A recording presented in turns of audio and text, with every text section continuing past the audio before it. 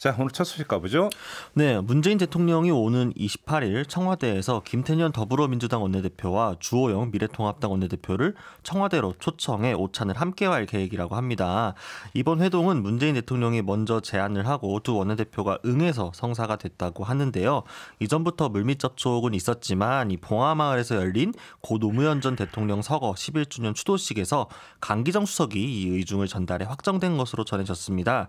별도의 배석자는 없이 이 대통령과 두 원내대표만의 대화 자리로 추진이 될 텐데요. 네. 대통령이 여야 원내대표를 청와대로 초대한 건 1년 6개월 만입니다. 아무튼 그 전격적인 성사라고 봐야 되겠네요. 네, 그렇죠. 뭐 아무래도 그러니까 강기정 수석은 이번에는 사전에 의제를 정하지 않겠다라고 이야기를 했지만 코로나 바이러스 감염증으로 인한 고용산업 위기 대응 등 국정 전반에 대해 대화할 것이라고 했는데 네. 그게 이제 청와대가 사실은 원했던 회동이 성사된 거라고 볼 수 있겠죠. 예. 21대 국회가 좀 빨리 개원했으면 하는 바람일 테니까요. 그런데 지금 조금 전에 이제 말씀해 주신 대로 여야 원내대표를 청와대로 초대한 게 1년 6개월 만이라고 했잖아요. 네. 근데 시점도 시점이지만 또 하나 눈여겨봐야 되는 건 1년 6개월 전에 초대할 때는 비교섭단체 원내대표들도 초대를 했던 거 많이 왔어요. 기억을 하는데 네다섯 네. 왔었는데 이번에는 원내 비교섭단체 정당 원내대표들은 뺐다라는 것이죠. 그렇죠. 예. 그래서 결국은 이제 원구성 때문에 예. 좀 그거에 대해서 얘기가 좀 그러니까 압박보다는 빨리 원구성 해달라. 네. 사실 원이 제때 구성된 적이 없습니다. 제가 알기로는. 그렇죠. 정말 뭐 상임위원장 자리 두고 싸움할 것인데 이번에 불러서 다른 데 다 빼고 두 당만 하면 구성이 되니까 그 얘기가 가장 크지 않을까 생각이 됩니다. 그러니까 뭐 벌써 이제 예결위원장, 법사위원장 누가 가느냐 뭐 이런 그렇죠. 얘기 나오고 있는 건데요.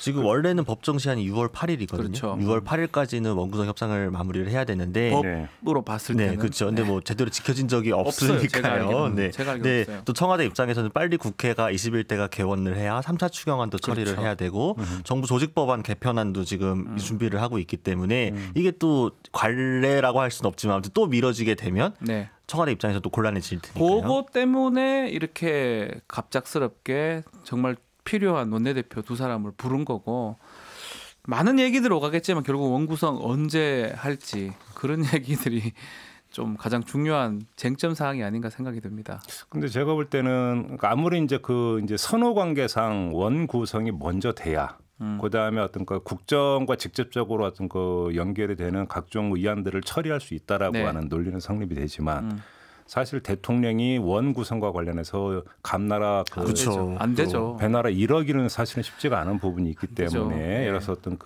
이제 분위기를 다지고 밑도를 까는 차원에 있어서는 어떤 접근할 수 있겠지만 대통령이 직접 나서서 여야 원내대표 이 위원장은 누가 갖고 큰일 나죠. 그런 거는 있을 수가 없는 것 아니에요. 말도 안 되는 그렇게 양보해라 이런 말 할 수 없죠. 그렇게 본다면 청와대에서는 테이블에서는 그럼에도 불구하고 주로 이제 국정 현안과 관련된 이야기가 이제 주되게 될 부분이 아닐까 일단 좀 이렇게 좀 전망을 해봐야 될 것 같고요. 그렇죠. 문제는 원 구성이 돼야 의안 처리가 이제 그다음부터 이루어질 수 있는 부분이니까 그거는 결국 여야의 문제라고 좀 봐야 되는 것 같고. 네. 또 김태년 원내대표 같은 경우는 뭐 상임위원장 다 갖겠다.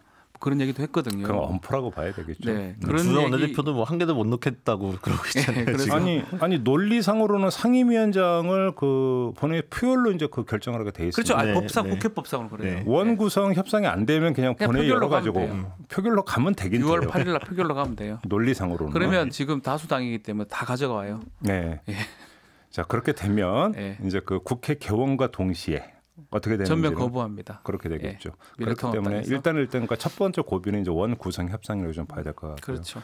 제가 이제 이전에는 비교섭단체 대표들도 불렀는데 이번에는 비교섭단체 원내대표는 이제 배제를 했다라는 부분들. 결국 여기에는 사실은 의정의 세력 분포가 좀 달라졌던 것들이 이제 가장 크게 영향을 미쳤다고 네. 봐야 되지 않겠습니까? 다시 말하니까 20대 국회는 어느 정당도 과반을 점하지를 못했고 또 어느 정당이 뭐 한다고 하더라도 다른 정당과 손을 잡지 않으면 또 비토를 행사하는데 한계가 있었기 때문에 연합하지 않으면 안 될 상황이었거든요. 비교섭단체의 의석수가 그만큼 이제 어떤 갖는 가치가 컸던 건데 이번에는 이제 그러지 못한다라는 점을 아마 이제 고려를 한 것도 같긴 한데 네. 근데 문제는 이게 이제 양면이 있는 것이 이렇게 된다라는 이야기는 결국은 미래통합당이 어떻게 하느냐에 따라서 또 국회가 달라질 수도 있다는 이야기로 연결이 되는 것이기 때문에 그렇죠.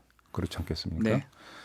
결국 이제 앞으로 이제 의정이 어떻게 이제 이루어지는지가 좀 그 관심사가 되긴 하겠는데요. 과정에서 성의는 최대한 다 하고 그렇죠. 과정에서 대화할 건 다 하고 다만 결정을 내릴 때는 또 확실하게 내려야 된다는 점. 네, 이 점을 좀 다시 한번 강조해서 말씀을 좀 드려야 될 것 같고요. 자, 다음 뉴스로 넘어가죠. 네, 북한 김정은 국무위원장이 22일 만에 공개석상에 다시 모습을 드러냈는데요. 노동당 중앙군사위원회 확대 회의를 주재를 했다고 합니다. 근데 이 군부 고위 인사들 앞에 서서 뭐 긴 지휘봉을 들고 직접 TV 스크린을 가리키면서 무언가 설명하는 장면도 있었다라고 합니다. 이 네. 조선중앙통신과 노동신문 등이 공개한 사진 10여 장은 건강 이상서를 불식하면서 동시에 좀 군을 잘 장악하고 있다는 메시지를 전달하기 위한 상징적인 장면들로 채워졌다라고 합니다. 네. 이제 북한 매체 보도에 따르면 나라의 핵전쟁 억제력을 한층 더 강화하고 전략무력을 고도의 격동 상태에서 운영하기 위한 새로운 방침들이 제시됐다라고 했는데 여기서 나온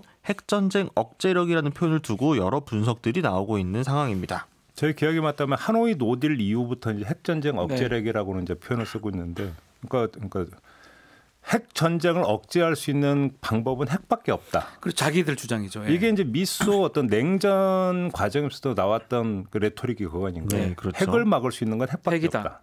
그러니까 결국 이렇게 보면 우리 또 핵 개발 또 할래 뭐 이런 얘기로 해석을 그 해야 되는 뜻이죠. 거고요. 너무 우리 주목 안 한다. 선거에만 신경 쓰는 거 아니냐. 이건 뭐 딴 거 없습니다. 미국 보라고 하는 거거든요. 네. 미국 보라는 거 첫 번째, 두 번째 너무 안 나오니까 막 안에서도 좀 불안할 수도 있잖아요. 군이나 치안 이런 부분, 코로나 지금 봉쇄되는 그런 뭐 거기도 마찬가지거든요. 네. 근데 더 큰 효과는 트럼프 대통령 좀 보세요. 왜 선거만 신경 쓰시고 이건 신경 안 쓰십니까? 뭐 이런 뉘앙스라고 봐야 될 것 같습니다. 근데 지금 트럼프를 향해서 좀 신경 좀 써주세요 한다고 지금 트럼프가 신경 쓸 겨를이 있나요? 신경 못 씁니다. 근데 문제는. 근데 북한이 그걸 모르나요? 그래도 계속적으로 막 얘기 안 하고 있으면 네. 정말 많이 멀어질 수 있기 때문에 예. 한 번 정도는 계속 시그널을 보내야 되니까 그 시그널의 일환이라고 봐야 될 것 같습니다. 그러니까 핵전쟁 억제력이라는 말이 나왔다고 해서 이렇게 뭐 갑자기 막 대륙간 탄도미사일이나 잠수함 그 탄도미사일 개발로 막 본격적으로 들어가게 될 경우에는 또 너무 여파가 감당할 수 없는 것으로 갈 수 있기 때문에 섣불리 이게 바로 핵무기 개발로 연결시켜서 해석하기 좀 어려울 것 같고요. 다만 박준 변호사님이 잘 얘기해 주신 것처럼 미국 대선에 북한 관련 문제를 주요 이슈로 좀 띄우기만 하더라도 북한 입장에서는 조금 소기의 성과를 달성하는 것이 아닌가라는 생각이 좀 들거든요. 어쨌든 지금은 너무 관심에서 멀어져 있고 얘기가 아예 이슈 자체가 없으니까요. 없다 보니까 결국 근데 미국 대선에서도 사실 또 북한 문제가 이슈로 올라올 수 있는 문제니까요. 충분히 안보상. 그러니까 이야기를 좀 해보면 어떨까? 이건 좀 미묘하게 좀 봐야 되는 부분이 있는 것 같아요. 이제 그 전에 이제 새로운 전략 무기라고 하는 것들을 이제 계속 언급을 해왔고 새로운 전략 무기를 개발하겠다는 언급을 했고 네. 핵 전쟁 억제력이라고 하는 표현을 썼는데 이게 이제 트럼프를 향해서 우리도 좀 봐줘라는 어떤 단순한 이런 메시지일까? 왜냐하면 거기서 선을 조금만 넘으면 지금 미중 관계를 보면은 상당히 지금 그러니까 그 민감하게 돌아가고 있잖아요. 그러니까 중국 때리기를 계속하고 있는데. 조금만 선 넘어가면 트럼프 입장에서 너 잘 걸렸다 해갖고 때려버릴 수 있는 여지를 줘버리면 그거는 패착 중에 패착 아니겠습니까? 그런 상태에서 단순히 그러니까 우리 좀 봐줘라는 차원에서 뭔가를 개발하고 이렇게 된다라면 그건 선을 넘는 것이기 때문에 이것이 좀 어떤 의미를 갖고 있는 건지를 좀 그러니까 좀 면밀하게 좀 다시 검토해볼 필요가 있지 않을까? 왜 그러냐면 좀 미국 돌아가는 상황을 봐서는 자기들이 그러니까 또 한번 뭐 그러니까 액션을 취하면 트럼프가 이쪽으로 눈을 돌리고.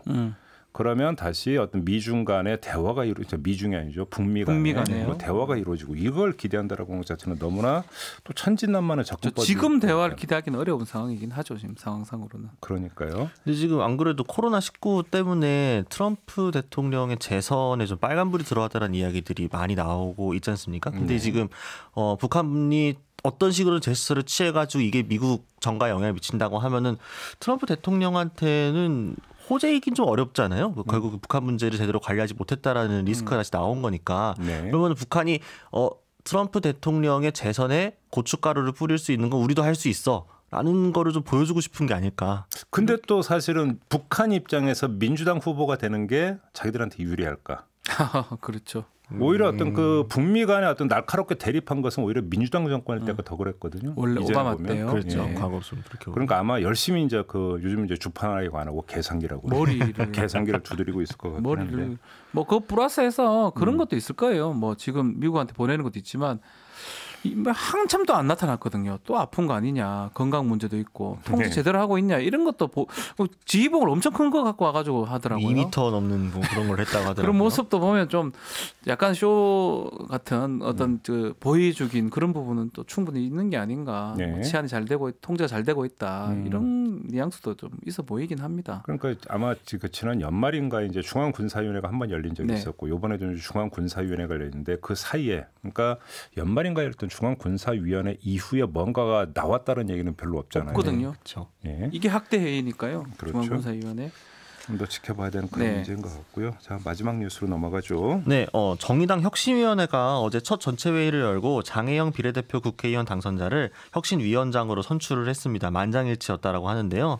장혜영 당선자는 시민에게 다시 희망이 될 수 있도록 최선을 다하겠다라고 각오를 밝혔습니다. 이 혁신위는 이번에 이제 강민진 대변인, 권수정 서울시의회 의원, 김설 광주청년유니온 위원장 등 주요 당직자를 비롯해 외부 전문가, 청년 활동가, 사회 활동가 등으로 구성이 됐고요. 본래는 15명으로 출발할 예정이었는데 이제 당직 겸직 등의 문제 때문에 2명이 개인적으로 사임하면서 13명이 되었습니다. 여성이 과반이고요. 20, 30대도 6명이나 되겠습니다. 일단 장혜영 당선인이 어떤 사람인지 좀 간략하게 좀 일단 소개 좀 해주세요. 장혜영 당선자는 2011년에 연세대학교 신문방송학과 4학년 재학 중에 자퇴를 해서 화제가 됐습니다. 당시 이제 연대 도서관에 공개 이별 선언문이라는 대자보를 붙여가지고 화제가 됐었는데요. 네. 이후에는 이제 그 정신장애를 지니고 있는 동생이 지내던 시설에서 인권 침해 문제가 발생을 했는데 이 문제를 고발하면서 장애인 인권 활동가로 네, 활동을 네. 했고 예. 이 과정 또 동생을 시설에서 데리고 나오면서 함께 사는 과정을 담은 다큐멘터리 영화 어른이 되면을 찍은 영화 감독으로 유명합니다. 이 영화로 실제로 이제 서울국제여성영화제 등에서 입상도 하면서 인디씬에서는 상당히 주목받은 감독이었고요. 네. 또 유튜브나 트위터 같은 SNS 활동도 꾸준히 하고 또 싱어송라이터 이기도 합니다. 그래서 문화 전반에 좀 베이스가 있고요. 예. 좀 무엇보다 열성적인 페미니스트이기도 합니다. 그래요. 네. 아무튼 이제 이 장혜영 당선인이 이제 혁신위원회를 이끈다 이런 이야기잖아요. 네. 그럼 이제 혁신의 핵심이 뭐냐, 포인트가 뭐냐, 이게 이제 그 본질적인 문제 아니겠습니까? 뭐 어쨌든 지금 이번 혁신위원회가 3개월 동안 앞 이제 8월 말까지 활동을 하게 될 텐데요. 네. 이 과정에서 물론 노선이나 비전, 가치 등의 이야기도 나오겠지만 가장 중요한 거는 결국 8월 말에 열릴 조기 당직 선거를 어떻게 치를 것인가, 그래서 어떤 지도부를 뽑을 것인가 이게 또 굉장히 중요할 것 같습니다. 네. 그리고 이제 심상정 대표가 먼저 제안한 혁신위원회잖아요. 또 본인의 임기를 1년간의 단축을 해 가면서 띄운 건데 네. 결국 포스트 심상정을 찾아야 된다, 만들어야 된다, 새로운 리더십이 필요하다. 더 이상 심상정 리더십으로는 어렵다라는 이 위기감에서 나온 것이기 때문에 과연 그 기대를 충족해줄 만한 결과를 3개월 뒤에 보여줄 수 있을까? 이게 결국 관건이 되지 않을까 싶네요. 완전 이제 새로운 사람 같아요. 나이라든지 네. 이력이라든지 뭐 예컨대 그 어떤 이념 이런 부분까지 보면 정의당 색깔하고 뭐 맞을 수도 있고요. 또 지금 이제껏 뭐 정의당이 정치 활동을 하는 부분하고는 다른 그 지향점이 아니고 딱 그런 사람을 위원장에 앉힌 것 같아요. 그렇기 때문에 아마 심상정 전 대표로 해야 되겠죠? 대표가 아니요, 대표죠. 지금은 대표죠. 예, 예. 대표가 이런 그림을 좀 그렸던 게 아닌가 생각이 듭니다. 본인이 앞으로 하기보다는 어떤 다른 자기 다음 사람을 뽑을 때 이런 어떤 사람들이 돼야 되지 않겠나 이런 생각을 한 것 같고, 근데 다만 이제 문제는 또 그만한 사람들이 나올 수 있을지는 또 의문이에요. 좀 이렇게 젊은 사람 위주, 여성 위주, 젊은 사람 위주 이렇게 하긴 했는데 네. 다음 이제 뭐 대표를 뽑을 때 그 정도 사람 정치력 있는 사람이 될지 그거는 사실 좀 의문입니다. 근데 그러니까 이제 정의당의 어떤 혁신에서 일단 출발점은 진보 정당스럽게 어떻게 다시 이제 그 가치를 구성할 것인가. 그러려고 한 것 같아요. 지금. 결국은 이제 가장 중요한 문제인 것 같은데 일단 눈길을 끄는 게 어떤 진보 정당에서 이제 그동안 추구를 해왔던 두 축이 있죠. 하나는 이제 그 계급 문제라고 흔히 사회과학적으로 계급 문제라고 하는 문제가 있고 또 한 네. 가지는 정체성 문제라고 해서 네. 어떤 뭐 젠더 문제라든지 어떤 성 문제라든지 어떤 그러니까 그다음에 이주민 문제라든지 이런 것들에 대해서도 이것은 당연히 어떤 그 진보 정당이 당연히 목소리를 내야 되는 영역이고 의제다 이런 이야기가 있었는데 문제는 지금 장혜영 어떤 혁신위원장 같은 경우는 후자 쪽에서 그렇죠. 계속 이제 활동을 해왔던 분 아니겠습니까? 네. 여기서 결국은 어떤 그 진보 운동의 두 축이라고 할 수 있는 계급 문제와 정체성 문제라고 하는 것들 어떤 식으로 조화롭게 하면서 지금 가장 핵심적인 포인트를 뽑아내서 정의당스러움이라고 하는 것들을 다시 구현해낼 것인가. 그러면 노선을 다시 어떤 정립해 들어가는 문제가 상당히 중요한 문제라고 좀 볼 수 있지 않을까 싶은 생각이 좀 드는 거고요. 네, 그러니까 당 안팎에서 지금 기대와 우려가 막 교차를 하고 있을 수밖에 없죠. 어쨌든 지금 원래 정의당 내에도 젊은 당원들을 중심으로 한 그룹과 기존부터 오랫동안 진보정당 운동을 해왔던 그룹들 사이에도 사실 이렇게 케미가 잘 맞는 편이라고 하긴 좀 어려운 부분들이 있거든요. 왜냐하면 주요한 이슈들마다 좀 갈라졌던 게 있죠. 특히나 이제 조국 전 법무부 장관 관련 이야기들이라든가요. 그러니까 그런 문제에 있어서 서로 항상 좀 의견이 달랐는데 이번에 그럼 다시 이거를 화합시키기 위해서는 우리 모두가 동의할 수 있는 깃발이 그럼 무엇이었는지 다시 한번 성찰해보는 시간을 이제 3개월 동안 갖게 되는 거잖아요. 근데 이제 방금 진행자께서 얘기해 주신 것처럼 정체성 정치를 강화하는데 이게 좀 외연을 확장하고 젊은 그 당원들 특히나 지금 사람들이 20대가 30대가 중요하게 생각하는 의제들을 발굴해 가면서도 동시에 원래부터 오랫동안 이 정당에 헌신해오고 지지해왔던 노동 중심의 이분들은 또 어떻게 끌고 갈 것인지 그러니까 네, 이것도 좀 중요할 것 같습니다. 이게 좀 간단한 문제가 아닌 게 쉽지 않아요. 예. 그래서 어떤 그 계급 문제 핵심이라는 노동 문제 같은 경우도 결국은 정규직과 비정규직의 분화라고 그렇죠. 하는 것 속에서 어떻게 그런 공통 분모를 찾아낼 것인가에서 사실은 몇 년 동안 논란이 계속됐던 문제이고 네. 정체성 문제 같은 경우도 그 필요성에 대해서는 다들 이야기를 하면서도 어떤 대중들의 어떤 완고한 의식 사실은 그러니까 첫 번째 벽이 이거다 이런 이야기를 좀 많이 해왔던 부분이 있기 네. 때문에 이것들을 어떻게 이제 그 돌파해낼 수 있는가라고 하는 것들은 상당히 어려운 숙제거든요. 그렇죠. 사람은 딱 맞지만 조직이라든지 어떤 그 추진력이라든지 이런 네. 거는 아직 검증이 안 됐습니다. 알 수가 없기 때문에 네. 과연 어떻게 석 달 동안 당 지도부를 새로 구성하기 위해서 장영 당선자가 해낼지 그것도 지켜봐야 될 것 같고. 그러니까 몇 사람이 모여가지고 노선을 뭐 정리하고 이론적으로 정리하는 거 어려운 문제가 아니죠. 그거가 중요한 게 아니에요. 그거는 저가 어려운 문제가 아니고 문제는 그것을 어떤 국민들의 어떤 삶의 현장에 그렇죠. 들어가서 설득해 들어가고 그런 진보적 가치의 동의를 끌어내는 이 과정이 그렇게 간단한 과정이 아닐 쉽지 것이다. 않죠. 그렇게만 된다면 이 장영 당선자를 위원장이 뽑은 게 완전 주요한 한 수가 되는 건데 네. 만약에 그냥 이름만 그냥 그 어떤 모습만 그렇고 해내기에는 쉽진 않거든요. 그렇다면 사실은 또 다른 또 분란이나 이런 게 될 여지도 있다 생각이 좀 듭니다. 알겠습니다. 언제 기회가 되면 뭐 장영 그 혁신위원장하고도 한번 인터뷰를 한번 그 추진을 해보도록 하고요. 자, 오늘 뉴스 세계는 이렇게 마무리하도록 하겠습니다. 곽우신 기자, 박지훈 변호사와 함께했습니다. 고맙습니다. 감사합니다.